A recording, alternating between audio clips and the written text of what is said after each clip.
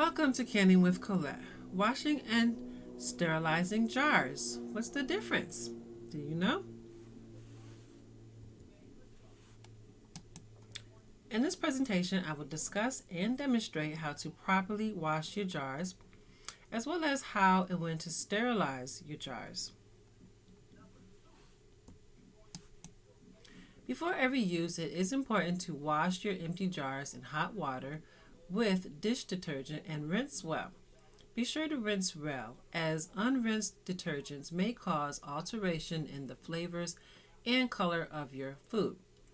A dishwasher may be used in place of hand washing, but be sure to inspect your jars to ensure they have been thoroughly cleaned. I'm going to share a few videos of my jar washing techniques for brand new jars as well as used jars. Now, these are washing methods, not sterilization methods. We'll get to the sterilization process shortly. All right, so here we are. I've got some jars here, some brand new jars here. I'm using pint-sized jars, wide mouth. I prefer wide mouth when I'm using when I'm going to be canning like carrots and potatoes and things like that. I'm going to actually put my lids and my bands to the side, and I'll wash those a little later because they just kind of get in the way sometimes. So I'm just going to let's get my jars in here, and I think I'm going to just probably wash about maybe 8 to 9 pint jars.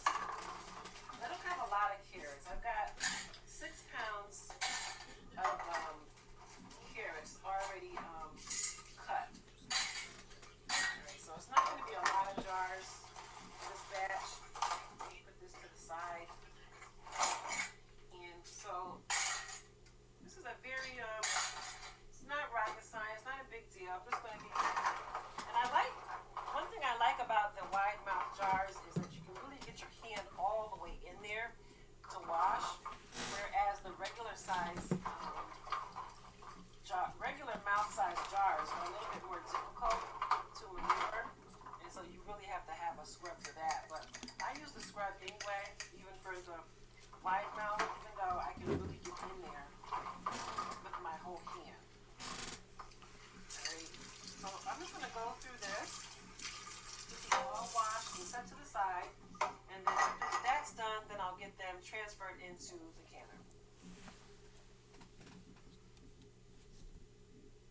All right, and so I'm going to share with you another video. So what I usually do is I have a sink full of hot soapy water, and for this recipe, I'm going to be using wide mouth jars, so they're really wide and they're really easy to wash, which is what I love about the wide mouth jars. So I got in the soapy water. These are brand new jars. I also, typically use a brush cleaner and wash them out, make sure I get them clean really well. I mean, they do come obviously clean when you buy them, but, it's recommended that you still wash them. And of course, that's the smart thing to do. So I wash them really good with the soapy water. I don't overdo it, but, give it a nice wash. Then I'll typically inspect the mouths of the jars to make sure that there are no nicks or cracks in either of these jars. Hold it up to the light, make sure it's looking good.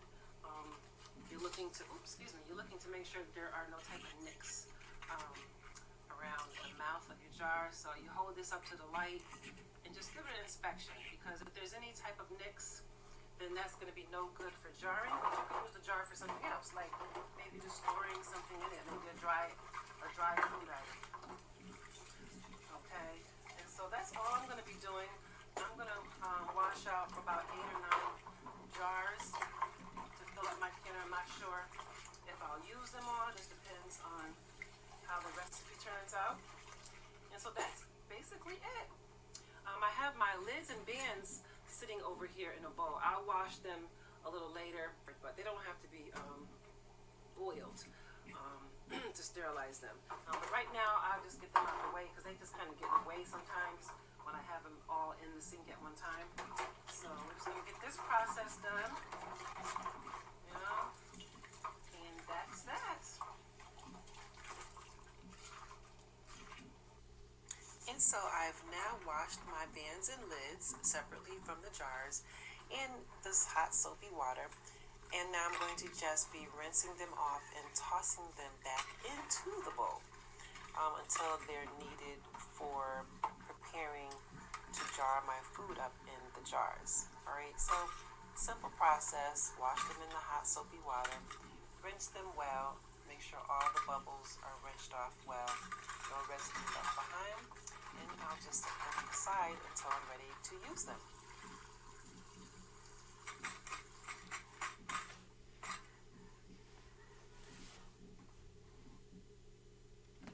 All right, and so I have one last video to show you with washing the jars, and the technique is just a little different.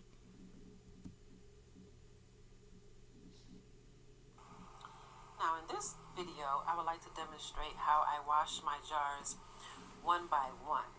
And I usually use this method when I'm washing jars that have already been used for something. So they're not brand new out the box. They've already been used for something and washed out to be used again. Okay, so I use like this little baby brush and the bottle, baby bottle brush works very well. This is my favorite brush to use to really get in here. Especially these jars in particular are the regular mouth size jars, so it has a smaller mouth opening, unlike the wide mouth where you can really get in there with your entire hand. This one you definitely need a brush, right? And I really wash these jars kind of vigorously, putting some real elbow grease to it and inspecting them, holding them up to the light, checking the mouth for any type of cracks or nicks. And you know, inside I can see there's still something kind of stuck in there. And that can happen because, you know, there was once food in here. And like say, for instance, I don't know, it could have been applesauce and maybe, you know, I let it sit out, you know, for a while and it got a little hard on there. And so it's just going to take a little bit more effort to really make sure that your jars are washed thoroughly. And, you know, you can really scrub these jars really hard. You're not going to wear away the surface or anything like that. But yeah, I usually do them one by one so I can really take my time, giving them a nice thorough scrubbing and get into every area of the jar.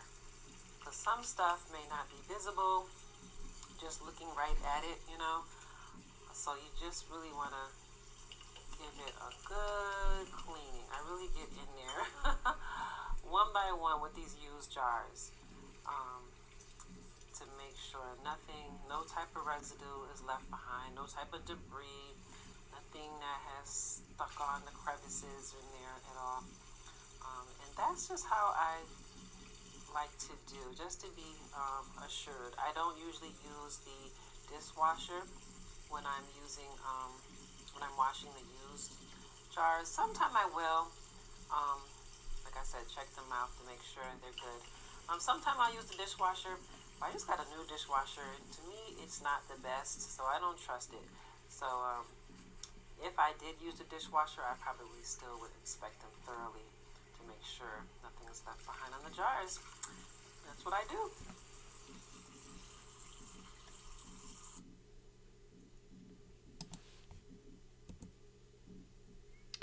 All right. Now, I previously mentioned that washing your jars is not the same as sterilizing your jars. So now we're going to talk about the jar sterilization process. According to the National Center for Home Food Preservation, NCHFP, any food that will be processed in a boiling water container for less than 10 minutes should be placed into sterilized jars. That would be like jams, jellies, you know, fruits, fermented foods, your pickled foods where you use like a vinegar brine. You're going to be processing those type of foods in those jars. Now, foods like vegetables, meats, legumes, you know, your beans that will be processed in a pressure canner according to the NCHFP, do not need to be pre-sterilized. Now, this is a fairly new guidance from NCHFP, so canners that have been canning prior to this guidance went by the rule of sterilizing their jars regardless to what the food was, regardless to the processing time. All jars got sterilized. Some canners have adopted this new way with no issues. However, there are some of us that still prefer to sterilize our jars regardless, and this is fine. You cannot harm your jars or your food by doing so. In fact, there are benefits that I reap by doing so. I am one of those that still sterilize my jars, and I'll talk about why I prefer it in a future video.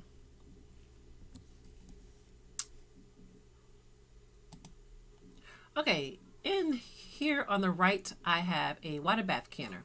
It's filled about 3/4 full of water, which is between half and full. I also have my jar rack resting inside here.